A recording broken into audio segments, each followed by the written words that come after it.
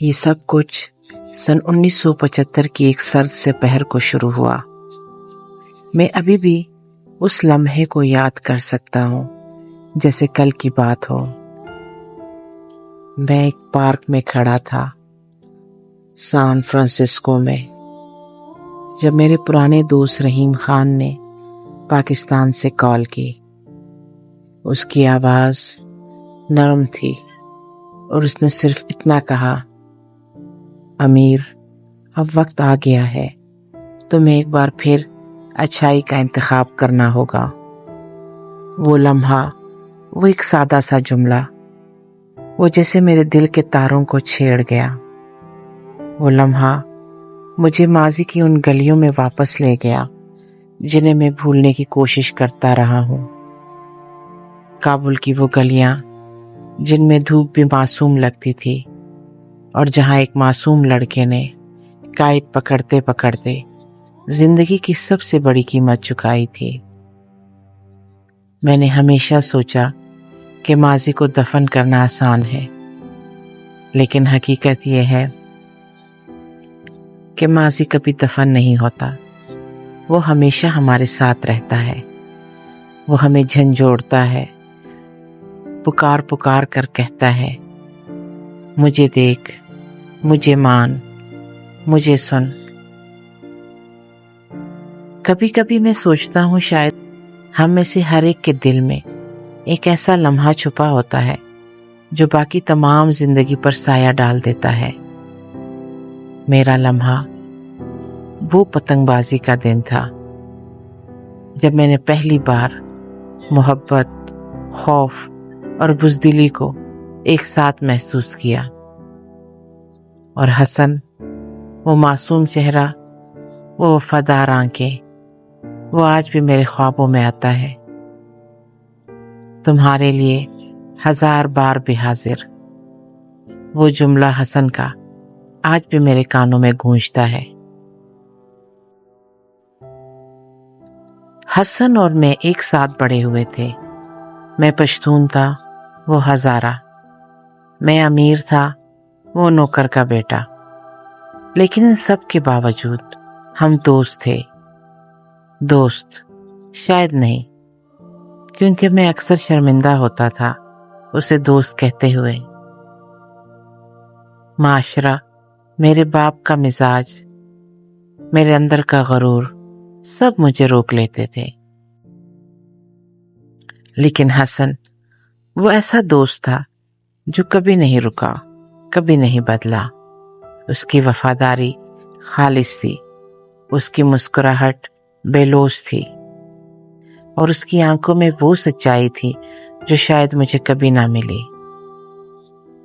ہم دونوں کا بچپن بابا کے بڑے سے گھر میں گزرا، ایک ایسا گھر جس کے در و دیوار بھی شاید میری انا سے واقف تھے۔ اور حسن وہ دن رات خدمت کرتا، میرے ہر اشارے کو سمجھتا، میرے ہر جھوٹ کو سچ مانتا۔ ہم پتنگ اڑاتے، کہانیاں بناتے، آم چراتے، خواب دیکھتے، مگر فرق ہمیشہ رہتا، ایک لائن جو مجھے امیر اور اسے نوکر بناتی۔ اور کبھی کبھی میں اس لائن کو خود بھی کھینچتا۔ میں پڑھنا جانتا تھا، وہ نہیں۔ میں کتابوں میں چھپ جاتا، وہ میری نظروں میں جیتا۔ ایک بار میں نے کہانی لکھی اور جب اسے سنائی تو وہ خوشی سے نہال ہو گیا، جیسے میں دنیا کا سب سے بڑا لکھاری ہوں۔ اور اس وقت ایک لمحے کو مجھے لگا شاید محبت ذات، نسل اور زبان سے بالاتر ہو سکتی ہے، مگر تب میں نہیں جانتا تھا کہ یہی محبت کل میری بزدلی کی سب سے بڑی گواہ بنے گی۔ میرے والد، جنہیں سب بابا کہتے تھے، ایک بڑے باوقار اور بے حد اصولی انسان تھے۔ اونچے قد، چوڑے سینے، گہری آواز اور نگاہوں میں روب۔ لوگ ان سے ڈرتے بھی تھے اور دل سے عزت بھی کرتے تھے۔ میں ان کے بیٹے کے طور پر مشہور تھا، لیکن ان کے قریب کبھی محسوس نہ کر پایا۔ بابا کا ماننا تھا کہ دنیا میں صرف ایک گناہ ہوتا ہے، چوری۔ جھوٹ بولنا، وعدہ خلافی کرنا، عزت چھیننا، سب بابا کے نزدیک چوری ہی کی قسمیں تھی۔ جب تم کسی سے جھوٹ بولتے ہو تو اس کا سچ چرا لیتے ہو، جب کسی کو قتل کرتے ہو تو اس کی زندگی چرا لیتے ہو۔ میں اکثر سوچتا، کیا میں بھی کبھی بابا جیسا بن سکوں گا؟ کیا میرے اندر بھی وہی ہمت، وہی روب، وہی سچائی ہوگی؟ بابا کے نزدیک میں ایک کمزور، الجھا ہوا لڑکا تھا، جو شاعری میں، کہانیوں میں، خوابوں میں کھویا رہتا تھا۔ انہیں میری کہانی لکھنے کی عادت ناپسند تھی۔ وہ چاہتے تھے کہ میں کرکٹ کھیلوں، پہلوانوں جیسا بنوں اور ان کا فخر کہلاؤں، مگر میں صرف ان کی تعریف کی ایک جھلک چاہتا تھا۔ ایک بار وہ میرے کندھے پر ہاتھ رکھیں اور کہیں، شاباش امیر۔ لیکن وہ دن شاید دور تھا، اور میرے اور بابا کے بیچ ایک خاموش دیوار کھڑی رہتی تھی، جسے نہ میں توڑ سکتا تھا نہ وہ۔ صرف ایک شخص تھا جو میرے اور بابا کے بیچ کی دیوار کی اس پار جھانک سکتا تھا، رحیم خان، بابا کا دوست، نرم گو۔ میرے قریب وہ کبھی کبھار مجھے کہانی سنانے کو کہتا اور دل سے سنتا۔ وہ وہی کہتا جو میں سننا چاہتا تھا، تم میں کچھ خاص ہے امیر۔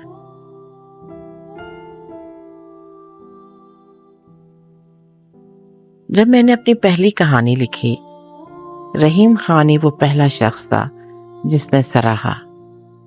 اس نے مجھے خط لکھا جس میں لکھا تھا، الفاظ میں جادو ہے امیر، تمہاری تحریر میں وہ لمس ہے جو دل کو چھو جائے۔ اس لمحے مجھے پہلی بار محسوس ہوا کہ میں واقعی کچھ بن سکتا ہوں، شاید کوئی بڑا مصنف، شاید ایک ایسا انسان جس پر فخر کیا جا سکے۔ میں نے وہ خط کئی بار پڑھا، جیسے وہ لفظ میرے وجود میں جذب ہو رہے ہوں۔ لیکن حسن، وہ میری کہانی کا سچا قاری تھا۔ جب میں نے اسے وہ چھوٹی کہانی سنائی، ایک آدمی جو آنسو سے سونے کے سکے بناتا تھا، تو وہ بے حد خوش ہوا۔ اس کی آنکھوں میں چمک آ گئی۔ اس نے بڑی سادگی سے پوچھا، امیر آغا، لیکن وہ آدمی آخر کیوں رو رہا تھا؟ اس لمحے مجھے ہنسی آئی۔ حسن نہ صرف سننے والا تھا، بلکہ وہ کہانی کی روح تک پہنچ جاتا تھا، اور میں سوچنے لگا، کیا وہ واقعی مجھ سے کم تعلیم یافتہ ہے؟ کیا صرف پڑھنا لکھنا ہی ذہانت کی پہچان ہے؟ حسن تو دل سے سوچتا تھا اور میں دماغ سے۔ وہ دن خوبصورت تھا، سردیوں کا سورج۔ وہ دن خوبصورت تھا، سردیوں کا سورج، خاموشی، اور ہمارے درمیان ایک ان کہا سا رشتہ، ایک ایسا رشتہ جو لفظوں سے بڑا تھا، لیکن طبقاتی فرق کی دیواروں سے گھرا ہوا۔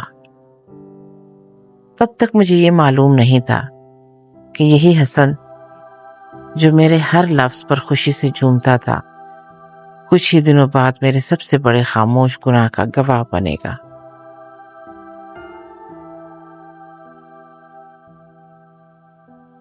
رات کا وقت تھا، ہم سو رہے تھے، جب اچانک گولیوں کی آوازوں سے آنکھ کھلی۔ پورا کابل ہل گیا۔ بابا، حسن، علی سب جاگ گئے۔ گولیاں، دھماکے، شور، اور پھر اندھیرے میں صرف ایک آواز، یہ انقلاب ہے۔ اگلی صبح پتہ چلا کہ شاہ کو اقتدار سے ہٹا دیا گیا ہے۔ داؤد خان نے بغاوت کر لی۔ ایک نئی حکومت، ایک نیا دور۔ مگر ہمارے لیے، بچوں کے لیے، یہ صرف ایک عجیب سا دن تھا۔ سڑکیں سنسان تھیں، لوگ سہمے ہوئے تھے، لیکن ہمیں ابھی بھی کائٹ فلائنگ یاد تھی۔ پھر وہ دن آیا، وہ سرد دن جب پتنگ بازی کا مقابلہ ہوا۔ کابل کی فضائیں رنگین پتنگوں سے بھر گئیں۔ امیر جیتنے کے لیے پرجوش تھا اور حسن ہمیشہ کی طرح اس کے ساتھ۔ امیر آغا، تم صرف پتنگ اڑانا، باقی سب میرے ذمہ۔ حسن کی آنکھوں میں چمک تھی، جیسے وہ پہلے سے جانتا ہو کہ میں جیت جاؤں گا۔ اور پھر وہ جملہ جو ہمیشہ میرے دل میں گونجتا رہے گا، تمہارے لیے 1000 بار بھی حاضر۔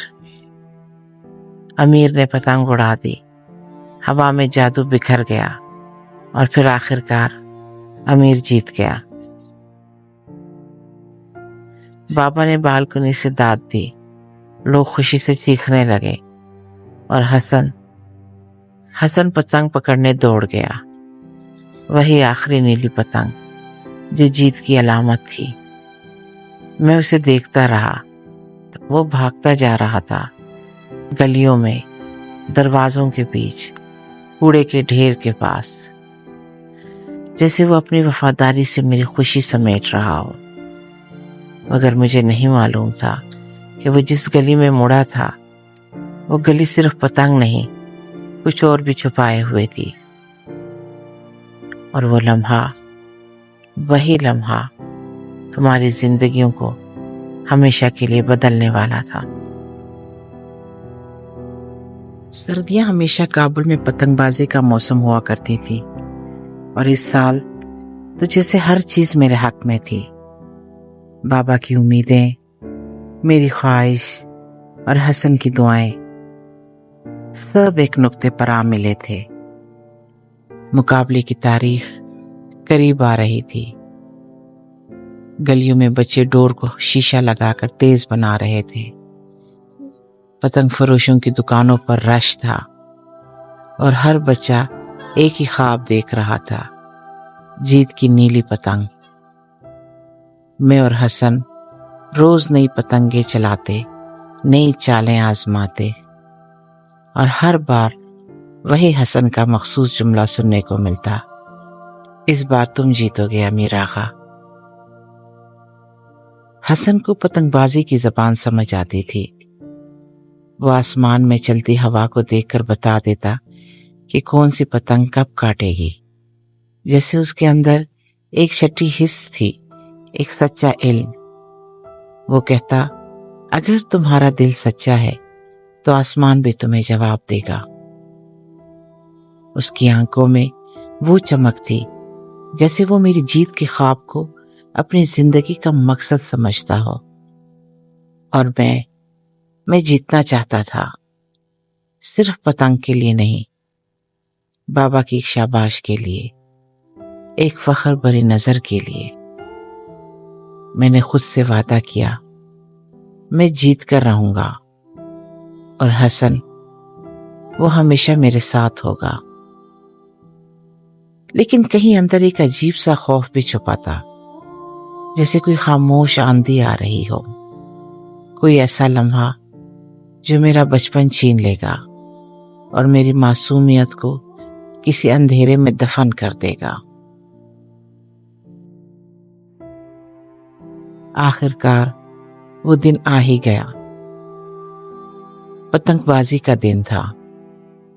کابل کی فضا رنگین، آسمان خوشی سے بھرپور، میرے ہاتھوں میں ڈور اور دل میں جیت کی تڑپ۔ میں اور حسن چھت پر تھے، وہ میری پشت پر، اور میں آسمان کی طرف نظریں جمائے ہوئے۔ ایک ایک پتنگ کاٹتا گیا، لوگ تالیاں بجاتے، بابا نیچے صحن سے دیکھ رہے تھے، اور پھر آخری پتنگ، نیلی جیت کی پتنگ، میں نے زور سے جھٹکا دیا اور وہ بھی کٹ گئی۔ فضا میں خوشی کا شور بلند ہوا۔ میں جیت گیا تھا۔ میں نیچے دوڑا بابا کی طرف، مگر حسن نے مجھے روکا۔ میں نیلی پتنگ لے کے آتا ہوں امیر آغا۔ اور وہ دوڑ گیا اپنی پوری طاقت کے ساتھ، اپنی پوری وفاداری کے ساتھ۔ میں کچھ دیر انتظار کرتا رہا، پھر حسن کا پیچھا کرنے نکلا۔ گلیاں سنسان تھیں۔ وہ کوڑے کی بوسیدہ گلی میں مڑا تھا۔ میں نے قدم بڑھائے اور وہ منظر دیکھا جو میری روح پر نقش ہو گیا۔ 3 لڑکے، آصف، ولایتی اور کمال، حسن کو دیوار کے ساتھ لگائے کھڑے تھے۔ آصف کے ہاتھ میں پیتل کا پانچ تھا۔ حسن خاموش، سہما ہوا، مگر آنکھوں میں خوف نہیں، صرف شرم۔ میں وہیں چھپ گیا۔ میرے ہاتھ کانپنے لگے، میری ٹانگیں منجمد ہو گئیں۔ میں چاہتا تو آواز دے سکتا تھا، بھاگ سکتا تھا، کسی کو بلا سکتا تھا، مگر میں کچھ نہ کر سکا۔ آصف نے حسن پر ظلم کیا۔ میں نے سب دیکھا، لیکن خود کو چھپا لیا اور اپنی بزدلی کی مہر اپنے دل پر ثبت کر دی۔ جب حسن واپس آیا، اس کے ہاتھ میں نیلی پتنگ تھی، چہرہ خاموش، آنکھیں نیچی، اور میں صرف مسکرا دیا جیسے کچھ ہوا ہی نہ ہو۔ اسی دن میرے بچپن کی معصومیت مر گئی۔ میں جیت تو گیا تھا، مگر میری روح ہار گئی تھی۔ اس واقعے کے بعد میں اور حسن جیسے ایک دوسرے کے لیے اجنبی بن گئے۔ میں اس کی آنکھوں میں نہیں دیکھ پاتا تھا اور وہ میری آنکھوں میں جھانکنے کی کوشش بھی نہ کرتا۔ ہم اب بھی ایک ہی گھر میں تھے۔ وہ اب بھی صبح میرے کپڑے تہہ کرتا، ناشتہ لگاتا، لیکن اس کے ہر عمل میں وہ خاموشی شامل ہو گئی تھی جو کسی زخم کے اندر ہی اندر سلگتی ہے۔ میں ہر وقت بے چین رہتا۔ جب بھی حسن سامنے آتا، مجھے وہ گلی، وہ منظر، وہ خاموشی یاد آتی۔ میں چاہتا تھا کہ وہ مجھ سے کچھ پوچھے، مجھے الزام دے، مگر وہ کبھی بھی کچھ نہ بولا، نہ ایک لفظ، نہ ایک اشارہ۔ میں نے بابا سے دوری کم کرنے کی کوشش کی۔ ہم ساتھ سینما گئے، کھانے پر باہر گئے، مگر دل میں جو بوجھ تھا وہ کم نہ ہوا۔ ایک روز بابا نے مجھے کوہ دامان لے جانے کا کہا۔ ہم دونوں پہاڑوں کے دامن میں بیٹھے خاموشی سے چائے پی رہے تھے۔ بابا نے سگریٹ سلگایا اور کہا، خوش رہنے کی کوشش کرو امیر، تمہارے لیے سب کچھ ہے۔ میں بس سر ہلا کر رہ گیا۔ اگر وہ میرے دل میں جھانک سکتے تو شاید دیکھ لیتے کہ وہاں صرف پچھتاوا تھا، بوجھ تھا اور ایک سوال تھا، میں حسن کے لیے کیوں نہ کچھ کر سکا۔ اسکول میں واپس جانے پر بھی میں بدل چکا تھا۔ نہ پڑھائی میں دل لگتا، نہ دوستوں سے بات کرنے کا جی چاہتا۔ اور حسن، وہ اب بھی وہی حسن تھا، خاموش، وفادار اور میرے سائے کی طرح ساتھ۔ لیکن مجھے اب اس کی موجودگی چبھنے لگی تھی۔ میں اس سے بھاگنا چاہتا تھا، خود سے بھاگنا چاہتا تھا۔ اور تب میرے دل میں ایک ایسا خیال آیا جو آج بھی میرے وجود کو ہلا دیتا ہے۔ اگر حسن یہاں سے چلا جائے تو شاید میں اپنی شرمندگی سے بچ جاؤں۔ سال نو کی تقریب آئی۔ سب گھر پر جمع تھے۔ شور، کہکہے، خوشبو، روشنی۔ لیکن میرے اندر کا اندھیرا کسی کونے میں بیٹھا سسک رہا تھا۔ حسن نے میرے لیے تحفہ لایا، ایک نوٹ بک، وہی جس میں اپنی کہانیاں لکھا کرتا تھا۔ تحفہ، میری آنکھوں میں آنسو آ گئے۔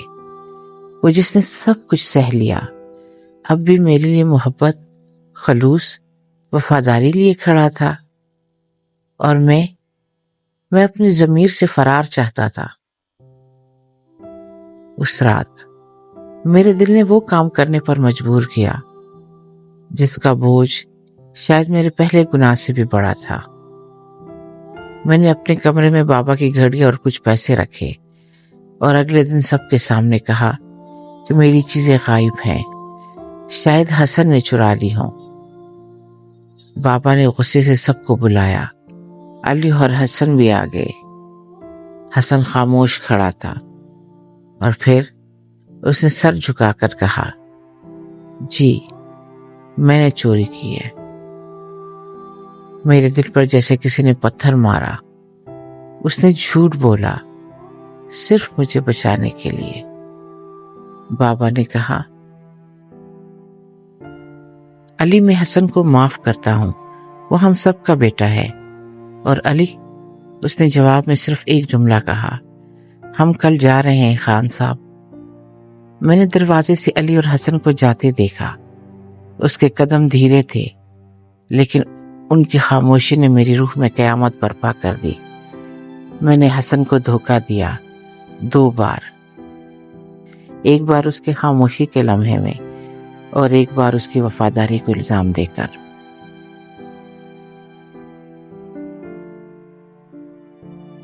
کابل اب ویسا نہیں رہا تھا۔ شہر پر روسی فوجوں کا قبضہ تھا۔ یہ سن 1981 کا دور تھا، مارچ سن 1981۔ خوف ہر چہرے پر چھایا ہوا تھا، اور ہم بابا کے ساتھ فرار ہو رہے تھے۔ ہم نے ایک پرانا ٹرک لیا، کچھ اور خاندانوں کے ساتھ، خاموشی سے، اندھیرے میں، پہاڑوں کے درمیان سے افغانستان چھوڑنے کے لیے۔ بابا، جسے میں نے ہمیشہ طاقتور، مضبوط اور اصولی پایا تھا، وہ آج چھوٹا سا انسان لگ رہا تھا، لیکن دل میں اب بھی غیرت تھی۔ جب ایک روسی سپاہی نے ایک عورت کو چھیڑنے کی کوشش کی تو بابا اس کے سامنے ڈٹ گیا۔ اگر ایک لفظ بھی کہا تو تمہیں گولی مار دوں گا۔ میں کانپ رہا تھا، لیکن اس لمحے مجھے بابا پر فخر ہوا۔ وہ ویسا ہی انسان تھا جیسا میں بننا چاہتا تھا، کبھی خاموش نہ رہنے والا۔ کئی دنوں کے سفر، چھپنے، بھاگنے اور بھوک کے بعد ہم پاکستان پہنچے، وہاں سے امریکہ جانے کی امید لیے۔ امریکہ، ایک نیا آغاز، ایک نئی زندگی۔ لیکن میرے لیے، میں جہاں بھی گیا اپنا ماضی ساتھ لے گیا۔ حسن کی خاموش نظریں، اس کی نیلی پتنگ اور اس گلی کی چاپ میرے ساتھ تھی، ہر نئے راستے پر، ہر نئے موڑ پر۔